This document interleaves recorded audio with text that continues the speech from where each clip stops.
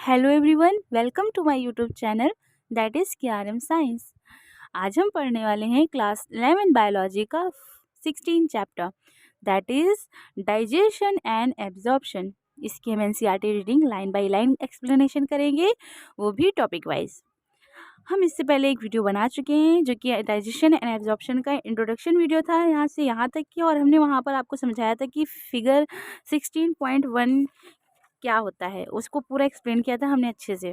आपको अगर वो वीडियो नहीं देखी है तो आप मेरे चैनल पे जाके चेक करिएगा। डाइजेशन एंड एब्जॉर्प्शन नाम की आपको प्लेलिस्ट मिल जाएगी। उस प्लेलिस्ट में इस चैप्टर के फुल जितने भी नोट्स हैं, जितने भी वीडियोस हैं, सब आपको मिल जाएंगे NCERT reading line by line. तो चलिए बिना टाइम को वेस्ट करें हम अपने आज के टॉपिक को स्टार्ट करते हैं। Digestive system. Human digestive system consists of the alimentary canal and the associated glands। इसका मतलब ये है कि ह्यूमन डाइजेस्टिव सिस्टम जो है उसके अंदर क्या क्या चीज़ें आती हैं। एक तो आती है एलिमेंट्री कैनाल, और उसी से एसोसिएटेड जो जुड़ा होती हैं, क्या होती हैं, जुड़ी होती हैं ग्लैंड्स। तो यानी कि उसी से एसोसिएटेड होती हैं ग्लैंड्स। ठीक है, तो हम जानते हैं कि एलिमेंट्री कैनाल को क्या होती है सबसे पहले, फिर उसके बाद हम जानेंगे कि एसोसिएटेड ग्लैंड्स उससे कौन कौन सी जुड़ी होती हैं। तो सबसे पहले हम पढ़ने वाले हैं एलिमेंट्री कैनाल। ये क्या होता है, एक न्यूट्रिनल ट्यूब होती है। ठीक है, चलिए हम पढ़ते हैं। The alimentary canal begin with the anterior opening the mouth and open out posterior through the anus. इसका मतलब ये कहने का है कि जो एलिमेंट्री कैनाल होती है वो शुरू कहाँ से होती है, एंटीरियर ओपनिंग माउथ से, जो कि ये हमारी एंटीरियर ओपनिंग है माउथ से, और यहीं से हमारी एलिमेंट्री कैनाल शुरू हो जाती है, मतलब स्टार्ट हो जाती है। And it opens out पोस्टेरली through the anus. और ये कहाँ ओपन होती है जाके एलिमेंट्री कैनाल, जो हमारी पोस्टेरली ओपन एनस है, ये पोस्टेरियर ओपनिंग जो होती है एनस, यहाँ पर ये ओपन होती है। मतलब ये कहने का है कि माउथ टू एनस जितने भी पार्ट्स आएंगे, जितनी भी चीज़ें आएंगी इस एलिमेंट्री कैनाल से एसोसिएटेड होंगी, जो भी जुड़ी होंगी, वो हमारे डाइजेस्टिव सिस्टम का पार्ट होंगी। तो सबसे पहले इसमें हमें क्या पढ़ना है कि एलिमेंट्री कैनाल आखिर होती क्या है और उसमें क्या क्या चीज़ें होती हैं, कैसे होती हैं, क्या होता है, चलिए हम सब जानते हैं। Okay, the mouth lead to the buccal cavity. जो माउथ होता है वो शुरू कहाँ से होता है, बकल कैविटी से स्टार्ट होता है। एंड और ओरल कैविटी, तो जो हमारी बकल कैविटी होती है उसी को हम ओरल कैविटी कहते हैं। तो देखिए माउथ जो है वो लीड करता है हमारी बकल कैविटी, मतलब माउथ जो हमारा ओपन होता है, माउथ के बाद क्या पार्ट आता है, ओरल कैविटी आता है। ओरल कैविटी को ही हम बकल कैविटी कहते हैं। तो माउथ के बाद क्या पार्ट आता है, हमारा ओरल कैविटी, और वो भी किसका पार्ट है, एलिमेंट्री कैनाल का ही पार्ट है।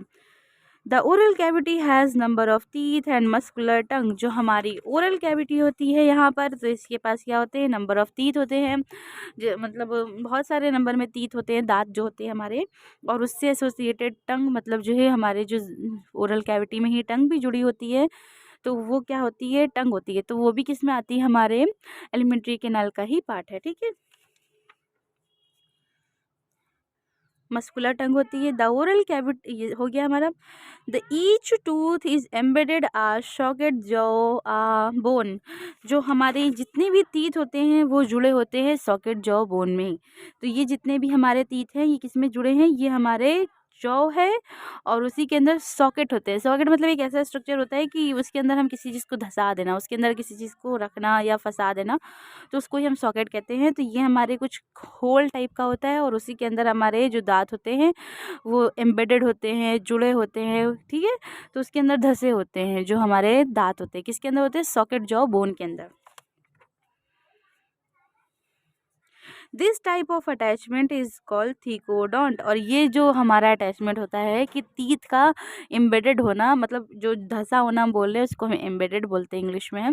तो जो एम्बेडेड होना टीथ का है वो सॉकेट जॉ बोन के अंदर, उस वो ऐसा स्ट्रक्चर किसके अंदर होता है, तो जिसके अंदर वो ऐसा स्ट्रक्चर होता है उसको हम थीकोडोंट कहते हैं। फिर क्या कहा जा रहा है कि majority of mammals including human beings form two set of teeth. ज़्यादातर क्या होता है कि जो मैमल्स होते हैं उनके अंदर, जैसे कि हम मान लेते हैं कि अगर ह्यूमन बींग की हम बात कर रहे हैं, ह्यूमन बींग्स की अगर हम बात करें तो उसमें टू 2 सेट्स ऑफ टीथ होते हैं ड्यूरिंग देयर लाइफ, मतलब उनकी लाइफ के अंदर 2 तरह के दांत आते हैं। तो ये तो हर कोई जानता है कि एक दूध के दांत होते हैं और दूसरे परमानेंट हमारे दांत होते हैं जो हमेशा रहते हैं।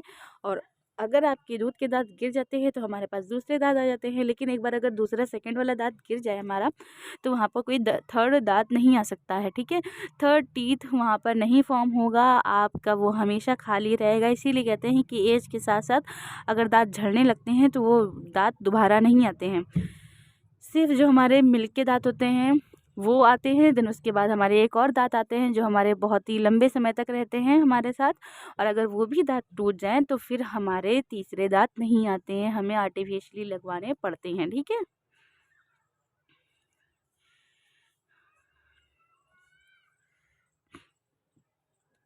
A set of temporary or milk deciduous teeth repaired by a set of permanent or adult teeth।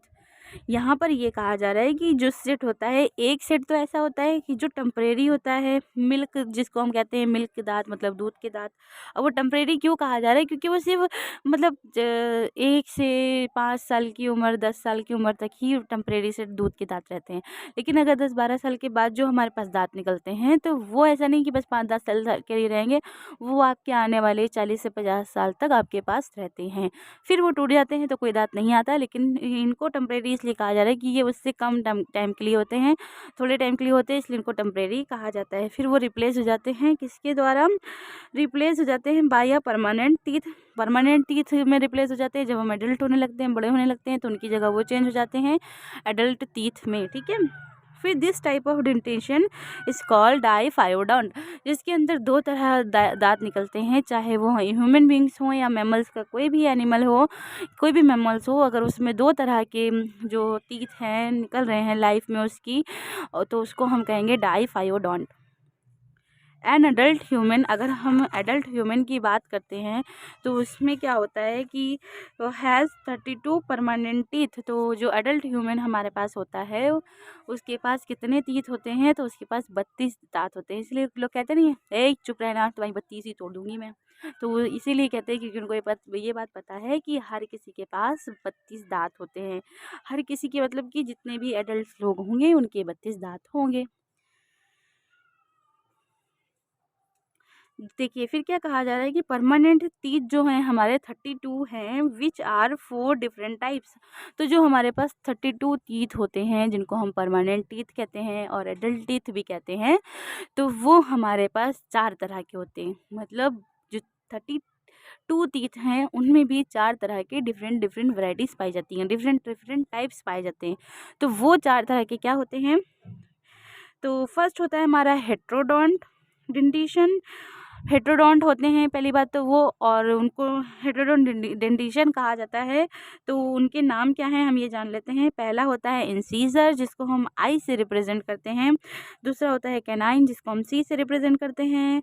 फिर आता है हमारा प्री मोलर, जिसको हम पी और एम से रिप्रेजेंट करते हैं। देन हमारा आता है मोलर, और मोलर को हम एम से रिप्रेजेंट करते हैं, ठीक है। तो ये क्या होता है कि arrangement of teeth in each half of upper and lower jaw in the order of ICPM। इसका आप ऐसे नहीं समझ पाएंगे, इसको आपको ऐसे समझना है कि जो अरेंजमेंट होता है हमारे टीथ का, जैसे कि हमारे ये टीथ हैं, ठीक है। रुकिए 1 मिनट, हम आपको अपने नोट से पढ़ाते हैं तो शायद आपको उससे और अच्छे से समझ में आ जाएगा। ये देखिए हम इससे आपको पढ़ाएंगे तो आपको बहुत अच्छे से समझ में आने वाला है, ठीक है। तो यहाँ पर ये हमारे जो टीथ होते हैं वो इस तरह से होते हैं। ये हमारे अपर की बात हो रही है, जितने हमारे पास अपर जो होते हैं वो भी 8 होते हैं, 1 2 3 4 5 6 7 8।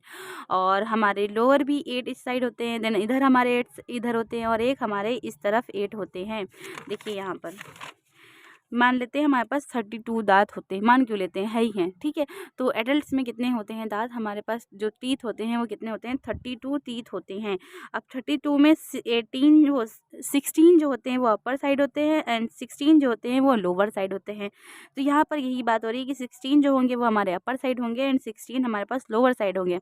लेकिन अपर साइड के भी हाल्फ अगर हम कर दें तो वो 8 इधर हो जाएंगे और एक 8 इधर हो जाएंगे, फिर 8 इस साइड और 8 इस साइड। तो यहाँ पर किस तरह से बात हो रही थी, यहाँ पर बात हो रही थी, अब आप अच्छे से समझ पाएंगे इस चीज़ को। और एक चीज़ बता दें, अगर आप इस नोट्स की तरह पढ़ना चाहते हैं तो हम जैसे एनसीईआरटी रीडिंग तो हम लाइन बाय लाइन कराते ही एक्सप्लेनेशन है। अगर आपको नीट की तैयारी करनी है हमारे नोट्स से है कि हम आपको मेरा हो सकता है एक्सप्लेनेशन अच्छा लगा हो, क्योंकि जो हम कोचिंग पढ़ाते हैं तो मेरे स्टूडेंट को बहुत अच्छी लगती है मेरी कोचिंग, तो वो उनको पढ़ाने के लिए हमको खुद पढ़ना होता है, तो हमने ये नोट्स उन्हीं के लिए बनाए थे। तो अगर आप भी इसी तरह से हमसे पढ़ना चाहते हैं तो आप हमें कॉमेंट ज़रूर करिएगा, तो फिर हम आपकी बायोलॉजी की जितनी भी क्लासेस होती हैं वो सब हम लेके आएंगे, ठीक है, आप सबके लिए। अगर आप कमेंट करते हैं तो हम ज़रूर आपके लिए करेंगे, ठीक है। अभी तो वैसे हम NCERT reading line by line करा रहे हैं, अगर किसी एक भी बच्चे को कमेंट आता है तो हम ज़रूर ट्राई करेंगे कि हम क्लासेस बायोलॉजी की लें, ठीक है। अब एक चीज़ आप ध्यान रखना है कि यहाँ पे क्या कहा जा रहा है, फिर से हम इस चीज़ को पढ़ते हैं और हमारे नोट से समझते हैं। इसको हम यहीं रखते हैं। हाँ, आपको दिख भी रहा है, मैं ये देख रही थी, आपको दिख रहा है कि नहीं, देखिए। Arrangement of teeth in each half of upper and lower jaw, मतलब कहा जा रहा है कि अरेंजमेंट जो है टीथ का ईच हाल्फ अपर, एक तो ये अपर है और अपर का भी हाल्फ की बात हो रही है, अपर एंड लोअर जॉ के भी हाल्फ की बात हो रही है। देखिए कहाँ गया, हाँ, ईच हाल्फ, एक तो जो भी हाल्फ है उसके अपर और ईच हाल्फ लोअर, तो यानी कि लोअर का हाल्फ और अपर का हाल्फ, तो लोअर और अपर के हाल्फ की अगर हम बात करेंगे तो 8 हमारे ऊपर होंगे और 8 हमारे पास नीचे होंगे, ठीक है। तो यही चीज़ कही जा रही कि 8 हमारे ऊपर होंगे और 8 हमारे नीचे होंगे। अब इसमें किस तरह से होगा अरेंजमेंट, तो वो चीज़ हमें बताई गई है कि अब देखिए अब आपको क्या करना है, ये हमारे 8 ऊपर हैं और 8 हमारे नीचे हैं, तो ये इस तरह से है, each upper and lower jaw in the order, तो वो किस ऑर्डर में होते हैं, ICPM, तो होता है ICPM, ऐसे यहाँ पर होगा ICPM, फिर यहाँ होगा ICPM, ठीक है, ICPM, तो यहाँ पर इस तरह से अरेंजमेंट होता है। तो यहाँ पर ईच हाल्फ में, हर हाल्फ में इस तरह से अरेंजमेंट होता है, इस हाल्फ में भी ICPM का अरेंजमेंट होगा, इस हाल्फ में भी ICPM का अरेंजमेंट होगा, इस हाल्फ में भी ICPM का अरेंजमेंट होगा और इसमें भी होगा। अब ये क्या रिप्रेजेंट करता है, ICPM क्या रिप्रेजेंट करता है, represent by dental formula which human beings, ये रिप्रेजेंट करता है, इसी के थ्रू हमारा एक फार्मूला बनाया गया है डेंटल फार्मूला जो ह्यूमन बींग का, तो वो क्या होता है, वो ये है कि 2 1 2 3 2 1 2 3, मतलब ईच हाल्फ की बात हो रही है, मतलब हमारे जो पार्ट्स थे उसको हमने 4 पार्ट्स में डिवाइड कर दिया। हमने ये देखा कि हर पार्ट्स में 4 तरह के होते हैं, तो हमने 32 में से एक पार्ट को ले लिया जिसमें हमने देखा कि क्या वो चीज़ें पाई जा रही हैं। तो देखिए जो 2 होता है वो हमारे इंसीजर्स होते हैं, तो 1 और 2 जो सामने वाले 2 होते हैं वो सामने आई आता है और वो कितने होते हैं, 2 होते हैं, तो इसीलिए 2 बोला गया है। तो 2 की जगह पर हमारा आई है, यानी कि आई कितने हमारे 2 हैं, फिर हमारा 1 है 2 के बाद, और 1 की और आई के बाद सी है, यानी कि हमारे जो सी हैं वो 1 है, तो यानी कि ये देखिए सी जो होता है वो हमारे पास 1 होता है, ठीक है। फिर हमारा 1 के बाद 2 है, तो 2 कितने हैं, PM जो हमारे पास हैं वो हमारे पास कितने हैं, 2 हैं, तो यहाँ देखिए PM हमारे पास 2 है, 1 और 2, ये हमारे PM हो जाएंगे। फिर हमारे पास आता है 3 क्या होता है, हमारे पास M होता है, तो हमारे पास जो M है वो 3 होते हैं, वो लास्ट के 3 होते हैं। तो ये जो हमारा पहला हो जाता है इंसीजर, कैनाइन, फिर प्री मोलर और मोलर, इसी तरह से यहाँ पर बताया गया है। तो आई होप कि आपको ये चीज़ तो समझ में आ गई कि हाँ फार्मूला किस तरह से होता है और किसका क्या नाम होता है, कैसे अरेंजमेंट होता है। ऐसे इधर होगा ICPM और यहाँ से ICPM, यहाँ सामने से स्टार्ट होता है यूँ जाता है, ऐसे यहाँ सामने से स्टार्ट होता है यूँ जाता है, ठीक है। और ये जो फार्मूला लिया गया है 2/2, तो ये इसका लिया गया है, यहाँ पर 2 है तो यहाँ पर भी 2 है, फिर 1 1, ये देखिए फिर 2 और 2, और फिर यहाँ पे 3 और 3, तो यहाँ पर 3 और 3, इस तरह से ये फार्मूले को लिया गया है, ठीक है। तो अब हम देखते हैं कि आगे क्या लिखा हुआ है। आई होप कि आपको ये चीज़ समझ में आ गई होगी कि ये ईच हाल्फ की कैसे बात हो रही है, ठीक है। चलिए अब हम देखते हैं the hard chewing surface of teeth, जो हमारे hard chewing surface of teeth होते हैं, मतलब जिनसे हम, जो बहुत ही हार्ड होते हैं हमारे सरफेस के ऊपर टीथ जो होते हैं, और जिसकी वजह से हम हेल्प से चबा पाते हैं, च्युइंग कर पाते हैं, तो वो किसकी वजह से होता है, तो वो जो hard swing surface of teeth होते हैं, मतलब वो जो टीथ हैं वो किसके बने हैं, made up of enamel substance के बने हैं, और ये एक ऐसा हार्डेस्ट सब्सटेंस है जिसकी वजह से ये हमारे जो टीथ हैं वो हार्ड हो जाते हैं, और टीथ का हार्ड होना भी बहुत ही इंपॉर्टेंट है। आप ही सोचो ना, इमेजिन करो अगर टीथ हमारे हार्ड होते ना तो क्या हम किसी चीज़ को चबा पाते, नहीं, हमें उसे ऐसे ही स्वेलिंग करना पड़ता, मतलब ऐसे ही निगलना पड़ता। तो बहुत इंपॉर्टेंट रोल प्ले कर रहे हैं हमारा। एक समझ लीजिए, जो हम फूड इनटेक करते हैं तो उसका आधे से ज़्यादा तो चीज़ें यहीं पर ब्रेक डाउन हो जाती हैं, बस उसको यूटिलाइज़ करना होता है, जो कि हम माउथ से नहीं कर सकते हैं। तो उसके लिए हमें ईसोफेगस के थ्रू हमारे स्टमक में डालना पड़ता है, ताकि हमारे स्मॉल इंटेस्टाइन में जाकर कुछ ऑब्जर्प्शन हो सके। जो बचेगा वो वेस्ट प्रोडक्ट होगा, उसको हम आउटसाइड द पोस्टीरियर ओपनिंग जो होगी उससे हम रिलीज आउट कर देंगे। ठीक है, तो देखिए जो हार्डेस्ट सब्सटेंस है हमारा वो टीथ है, वो किसका बना है, इनेमल का बना है। और ये क्या हेल्प करता है, ये हेल्प करता है इन मैकेनिज्म ऑफ फूड, मतलब मैकेनिज्म क्या हो जाएगा, च्यूइंग ऑफ फूड, जो कि हम आपको पहले ही बता चुके हैं।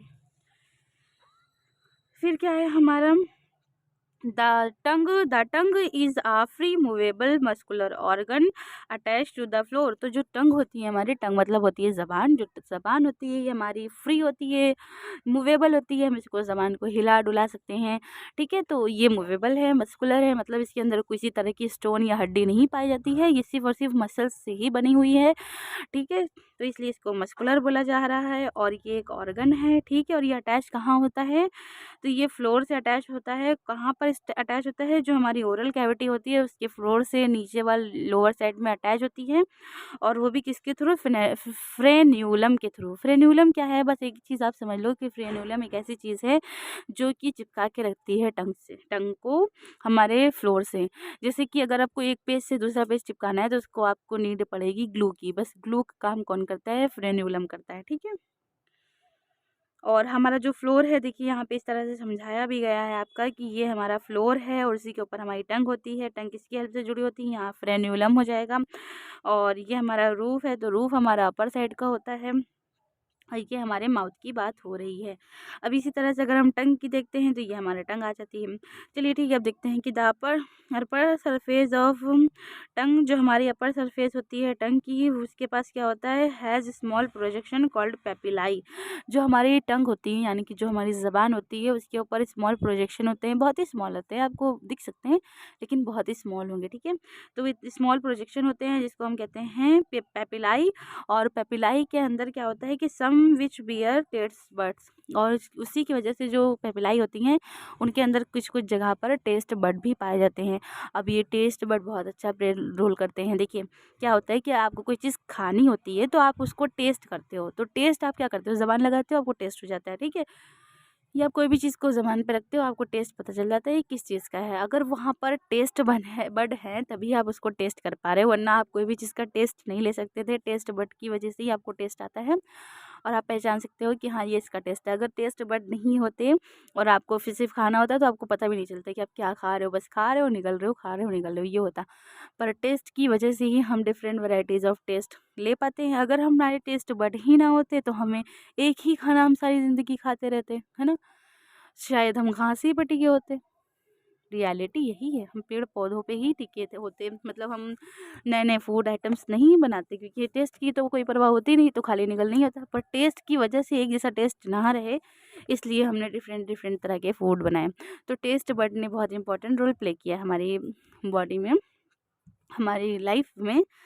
तो हम ये चीज़ बता रहे थे कि जो हमारी टंग होती है उसमें टेस्ट बड होते हैं। तो देखिए ये हमारी टंग है और टंग के पास जो है ये पेपिलाई होते हैं, और इसी पेपिलाई के अंदर कुछ कुछ टेस्ट बड होते हैं जिसकी वजह से हम अगर अपनी ज़बान पे कोई चीज़ रखते हैं तो हमें उसका टेस्ट पता चल जाता है। अब हम बात करते हैं the oral cavity has into short pharynx. अब हम देखते हैं हमारी जो ओरल कैविटी होती है उसके पास क्या होती है, शॉर्ट फेरिंग्स होती है, मतलब बहुत छोटी फेरिंग्स होती है। तो ये देखिए हमारा माउथ था, माउथ के बाद ओरल कैविटी थी, ओरल कैविटी के बाद हमारे पास फेरिंग्स आई, तो फेरिंग्स यहाँ से लेके यहीं तक के है, तो इसको हम कह रहे हैं शॉर्ट फेरिंग्स। ये फेरिंग्स क्या होता है, तो ये चीज़ हम जानते हैं, pharynx which serve as a common passage for food and air. तो फेरिंग्स क्या करती है, कुछ नहीं, बस फेरिंग्स एक ऐसी जगह है, एक ऐसी ऐसा पासेज है जहाँ पर फूड और एयर दोनों एक साथ एंटर करती हैं, एक ही जगह पे एंटर करती हैं, और यहाँ से फूड का भी इंटर होता है और वो एयर का भी होता है। एयर का जो होता है तो वो विंड पाइप में होता है, और फूड का जो होता है तो वो ईसोफेगस में होता है। बस ये एक कॉमन पासेज है, कॉमन ओपनिंग है, एक समझ लीजिए दोनों चीज़ों की, जहाँ से एयर और फूड एक साथ ही जाती हैं। एक साथ कहने का मतलब ये नहीं है कि एयर और फूड एक साथ जा रही हैं, कहने का मतलब ये है कि एक ही जगह से जाती हैं। ठीक है,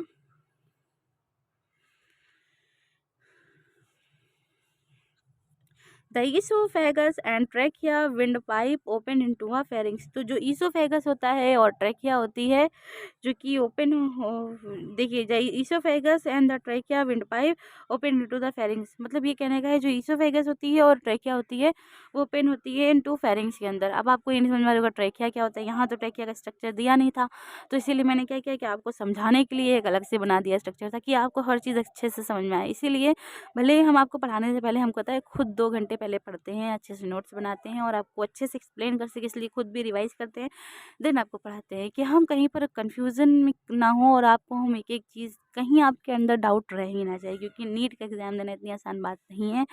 तो अगर आप कॉम्पिटिटिव एग्ज़ाम की तैयारी कर रहे हो तो आप एक जगह से ही करो, अच्छे से करो, और यहाँ आपको हर चीज़ मिलेगी, हर चीज़ एनसीईआरटी से रिलेटेड मिलेगी जो आपकी नीट में बहुत ही हेल्प करने वाली है। तो चलिए हम इसको देखते हैं कि यहाँ पर जो ये फेरिंग्स का था, ट्रैकिया आखिर क्या होती है, क्या बोला जा रहा है। तो देखिए हमारा जो ये ओरल कैविटी होता है यहाँ पर फेरिंग्स होती है और फेरिंग्स के बाद एक हमारा ईसोफेगस है जो कि हमारे ईसोफेगस को दिखाया गया है, ठीक है।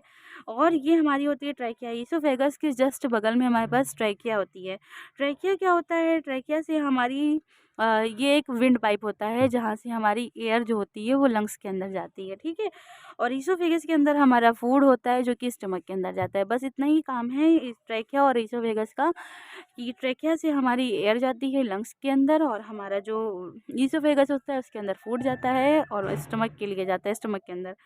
और ये दोनों एक दूसरे के पास-पास होती हैं, ठीक है। और ये दोनों ही ओपन होती हैं कहाँ, फेरिंग्स के अंदर। तो यहाँ पर ओपनिंग होती है फेरिंग्स के पास, यहाँ पर ट्रैकिया होता है।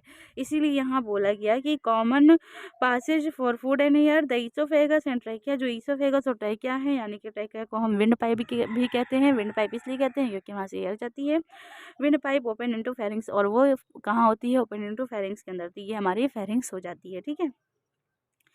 अब देखिए क्या बताया जा रहा है, a cartilaginous flap called epiglottis prevent entry of food into glottis. यहाँ पर ये कहा जा रहा है कि एक कार्टिलेजिनस फ्लैप लाइक स्ट्रक्चर होता है जो कि जिसको हम कहते हैं एपिग्लॉटिस। तो ये हो जाता है हमारा कार्टिलेजिनस फ्लैप लाइक स्ट्रक्चर होता है जिसको हमें, ये किसके ऊपर होता है, तो ये समझ लीजिए जैसे कि डिब्बे का ढक्कन नहीं होता, डिब्बे के ऊपर ढक्कन ढक दो तो वो ढक्कन का काम यहाँ पे ये करता है एपिग्लॉटिस। तो ये जो हमारी ट्रैकिया है इसकी जो ओपनिंग है इसको बंद करता है एपिग्लॉटिस को। किस टाइम पर ये बंद करता है, जब बंद करता है जब हमारे जो फूड की एंट्री हो रही होती है, ठीक है। तो entry of food into the glottis, तो वो एंट्री कहीं जो है हमारे विंड पाइप के अंदर ना हो जाए खाना निगलते वक्त, तो इसलिए ये जो है ढक्कन बंद हो जाता है। फिर हम जो फूड होता है वो डायरेक्ट इसके अंदर चला जाता है। अगर ये ओपन होगा तो इसकी वजह से खाना इधर भी तो जा सकता है, दोनों ओपनिंग तो बराबर ही है ना। तो ये बंद हो जाता है जब हम खाना खा रहे होते हैं, ताकि जो है इसीलिए कहते हैं कि खाना धीरे धीरे खाना चाहिए, चबा के खाना चाहिए, ताकि आप सांस भी ले सको आप, और जो है खाना अगर आप खाओ तो जल्दबाजी में जो है इसमें ना चला जाए। और पता है कभी कभी खाना खाते में जो आपको धक्का लग जाता है तो वो इसी वजह से होता है, या तो आप बात कर रहे थे या तो आप जल्दी जल्दी खाना खा रहे थे, जिसकी वजह से आपका ये बंद नहीं हो पाया होगा। हल्की सी धक्का है, मसाला या मिर्चा पानी कुछ भी हल्का सा यहाँ पर चला गया होगा, इस वजह से आपको तुरंत धक्का लग जाता है। तो एक चीज़ हमेशा याद रखना कि खाना खाते वक्त ना बोलना है, ना हंसना है, ना बात करनी है, और ना ही जो है आपको जल्दी जल्दी खाना खाना है। अगर आप ऐसा नहीं करते तो आपको धक्का नहीं लगेगा, और इसका मतलब ये है कि एपिग्लॉटिस आपका बंद रहेगा और आप खाना जो होगा वो सीधे फूड पाइप में यानी कि ईसोफेगस में एंटर हो जाएगा, ठीक है। फिर क्या बोला है, ड्रूइंग सोलोविंग, जब हम खाना निकल रहे होते हैं तब ये होता है, ठीक है। द ईसोफेगस इज थिन, जो ईसोफेगस हमारी है, अब हमने ये चीज़ तो समझ ली कि हाँ ये क्या होता है। तो फिर जो हमारी ईसोफेगस होती है ये क्या होती है, थिन होती है, ठीक है। Thin opening, thin long tube which extend posteriorly passing through the next.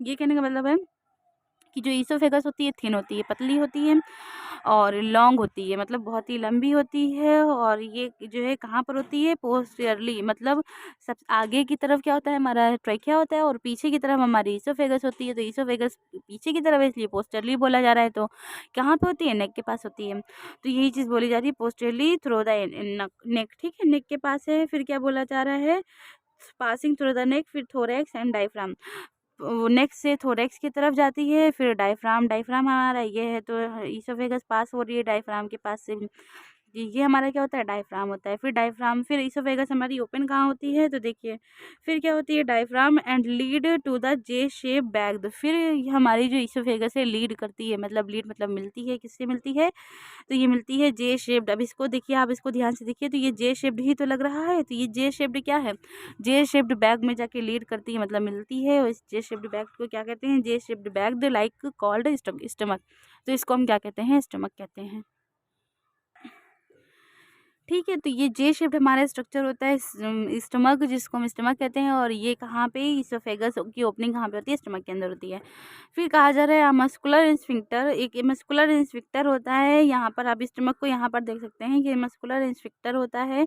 ठीक है, ये क्या करता है, ये इसको क्या कहते हैं, गैस्ट्रोइसोफेजियल स्फिंक्टर कहते हैं। गैस्ट्रोइसोफेजियल स्फिंक्टर क्या करता है, जब ये हमारा कोई भी फूड जो हमारा होता है वो जब इंटर कर जाता है हमारे स्टमक के अंदर, तो ये समझ लीजिए एक ऐसा, मतलब मान लेते हैं ये दरवाज़ा है या कोई गार्ड खड़ा है, जो ये क्या ये काम करता है कि अगर आपकी फूड की एंट्री यहाँ हो गई है तो इसको ये बंद कर देता है, ताकि वापस फूड इसोफेगस में ना जा सके। ठीक है, तो इस चीज़ का ध्यान कौन रखता है, गैस्ट्रोइसोफेजियल स्फिंक्टर रखता है, जो कि रेगुलेट करता है opening of the oesophagus into the stomach. ये क्या ओपन करता है, इसोफेगस की ओपनिंग करता है स्टमक के अंदर। ठीक है, फिर क्या है, the stomach located in the upper left portion of the abdominal cavity. मतलब जो हमारा स्टमक है, ये एक तो जो हमारी ये पूरी एब्डोमिनल कैविटी है। एब्डोमिनल कैविटी क्या होती है, जो डायफ्राम के नीचे होती है। ठीक है, तो ये एब्डोमिनल कैविटी में अपर साइड होता है, तो हमारी अपर की साइड हो गया, मतलब ऊपर की तरफ होता है, और लेफ्ट तरफ होता है, क्योंकि इसका लेफ्ट साइड है, ये राइट साइड है। तो स्टमक किधर होता है, हमारी थोड़ा सा लेफ्ट साइड होता है। ठीक है, तो यही चीज़ कही जा रही है। फिर क्या है, upper left portion of abdominal cavity. फिर इसके पास क्या होते हैं, हैज़ 4 मेजर पार्ट। जो हमारे स्टमक होता है, इसके पास 4 मेजर पार्ट होते हैं। ये स्टमक हमारा है, इसके पास 4 मेजर पार्ट हैं। वो कौन से हैं, वो ये हैं, फंडिक, कार्डियक, बॉडी, पाइलोरिक। तो देखिए क्या है, a cardiac portion into which the oesophagus open.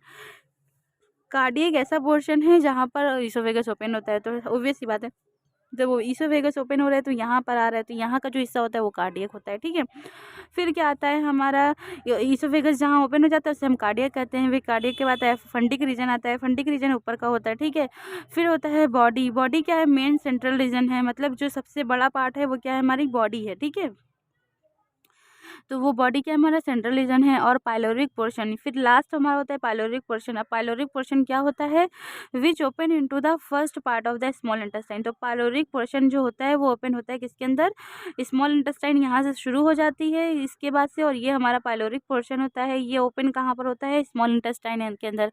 इसके बाद हमारी स्मॉल इंटेस्टाइन के पार्ट स्टार्ट हो जाते हैं, स्मॉल इंटेस्टाइन शुरू हो जाती है। तो हमारा जो पाइलोरिक हमारा रीजन है वो ओपन होता है हमारा स्मॉल इंटेस्टाइन के अंदर।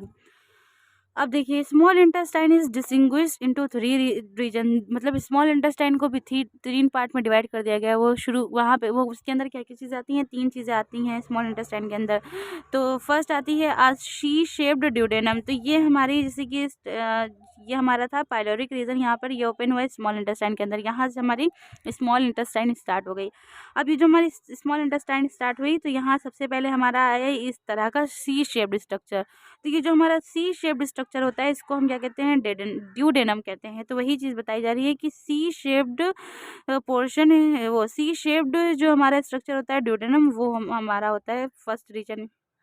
ठीक है, लॉन्ग क्वाइल्ड मिडल पोर्शन, जो लॉन्ग क्वाइल्ड होता है मतलब एक लंबी आंत होती है, लंबी इंटेस्टाइन होती है, लेकिन ये क्या होती है, ज़्यादा क्वाइल्ड होती है। और ये क्या होती है, बीच में होती है। बीच में एक ऐसी आंत होती है जो कि ड्यूडेनम के बाद पाई जाती है, और ये लंबी होती है और ये बीच में पाई जाती है। मतलब ठीक है, तो वो कैसी होती है, मिडल में पाई जाती है, लॉन्ग होती है और बहुत ही ज़्यादा क्वाइल्ड होती है, तो उसको हम क्या कहते हैं, जेजुनम कहते हैं। ठीक है, तो यही चीज़ कहा जा रही है कि long coiled middle portion called jejunum. फिर क्या है, हाईली क्वाइल्ड है। एक हाईली क्वाइल्ड होती है, मतलब जो मिडल में जो थी उससे भी ज़्यादा क्वाइल्ड होती है, ज़्यादा मुड़ी तुड़ी होती है, और उसको हम क्या कहते हैं, उसको हम कहते हैं हाईली क्वाइल्ड इलियम। तो जेजुनम की बात क्या आती है, इलियम। अब हमारे जो 3 पार्ट हमें बताया था कि स्मॉल इंटेस्टाइन में 3 डिस्टिंग्विश 3 रीजन होते हैं, तो हमारा पहला हो जाएगा ड्यूडेनम, दूसरा हो जाएगा हमारा जेजुनम और तीसरा हो जाएगा इलियम। तो यही 3 पार्ट हमारे होते हैं स्मॉल इंटेस्टाइन के, और यहाँ पर हमारी स्मॉल इंटेस्टाइन ख़त्म हो जाती है। अब इसके बाद हमारा शुरू होता है दूसरी इंटेस्टाइन के बारे में, ठीक है। हाँ, इलियम। फिर बताया जा रहा है ileum, the opening of the stomach into the duodenum. जो हमारी ओपनिंग होती है स्टमक की ड्यूडेनम के अंदर, स्मॉल इंटेस्टाइन तक के हमने समझ लिया क्या होता है, लेकिन अब यहाँ बताया जा रहा है कि ओपनिंग के बारे में, कि ड्यूडेनम की ओपनिंग जो होती है। तो जो स्टमक की ओपनिंग हो रही है हमारी ड्यूडेनम के अंदर, तो वहाँ पर क्या है, duodenum is guarded by a pyloric inspector. तो हमारे पास जैसे यहाँ पर एक गैस्ट्रोफिजियल इंस्पेक्टर था जो कि रेगुलेट कर रहा था, यानी कि एक गार्ड की तरह काम कर रहा था कि जो है इसोफेगस से जो भी खाना आया है वो वापस से इसोफेगस में ना जा सके, उसको रोकता है। तो उसी तरह से ड्यूडेनम और स्टमक के बीच में भी एक ओपनिंग होती है जिसको हम पाइलोरिक इंस्पेक्टर कहते हैं। और ये पाइलोरिक इंस्पेक्टर क्या करता है, पाइलोरिक इंस्पेक्टर ना,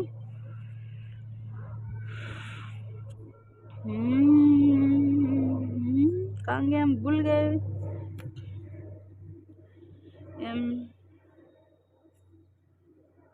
हाँ, ये देखिए, guarded by a pyloric inspector. तो जो पाइलोरिक इंस्पेक्टर होता है, ये पाइलोरिक था तो इसी को हमने कह दिया पाइलोरिक इंस्पेक्टर।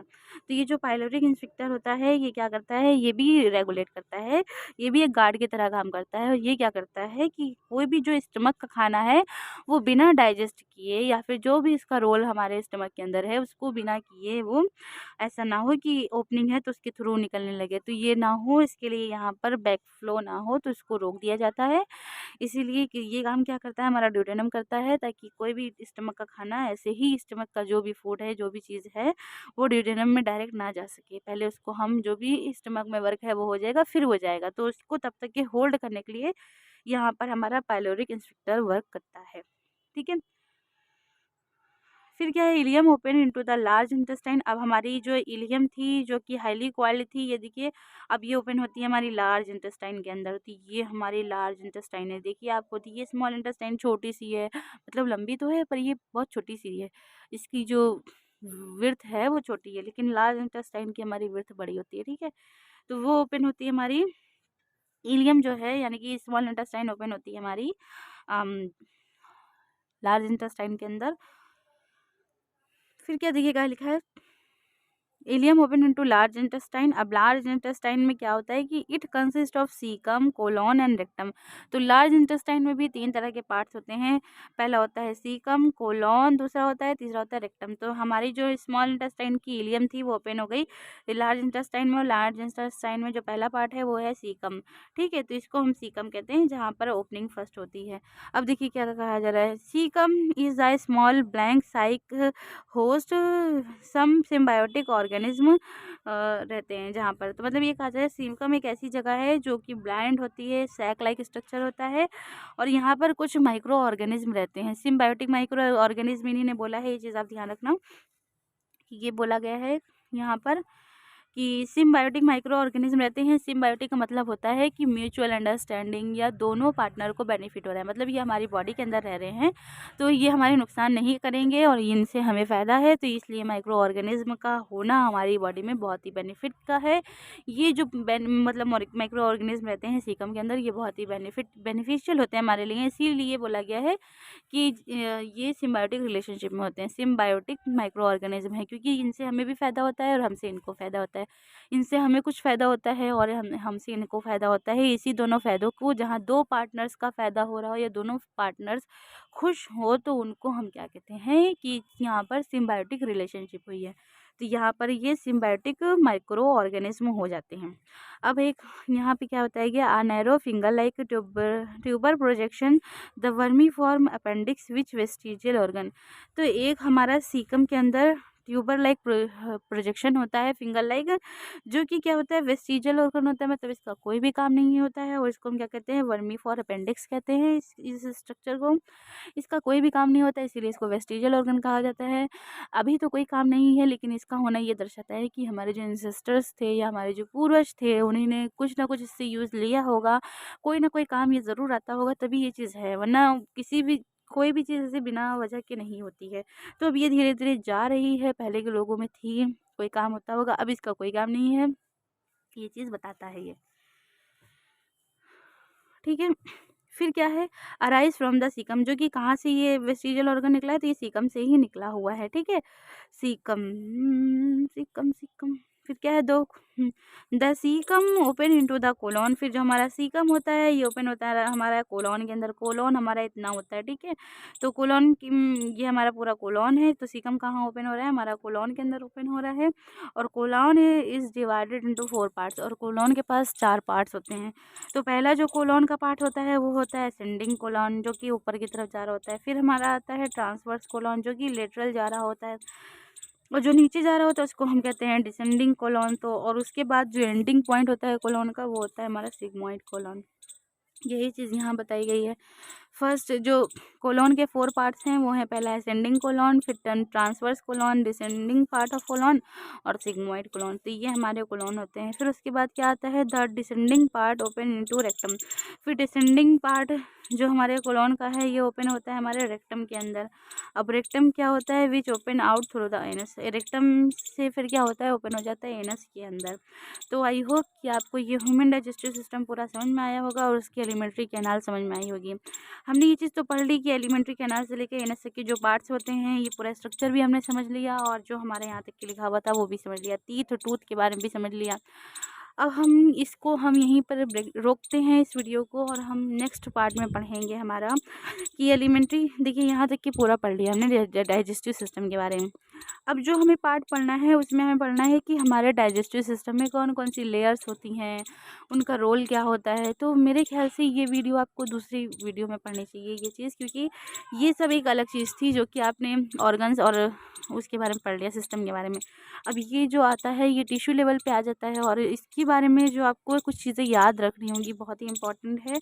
तो ये जो कुछ लेयर्स के बारे में है जिसको हम चाहते हैं कि आप नेक्स्ट वीडियो में पढ़ोगे तो आपका ये अलग पार्ट बन जाएगा, जिसको आप अच्छे से रिवाइज कर सकते हो।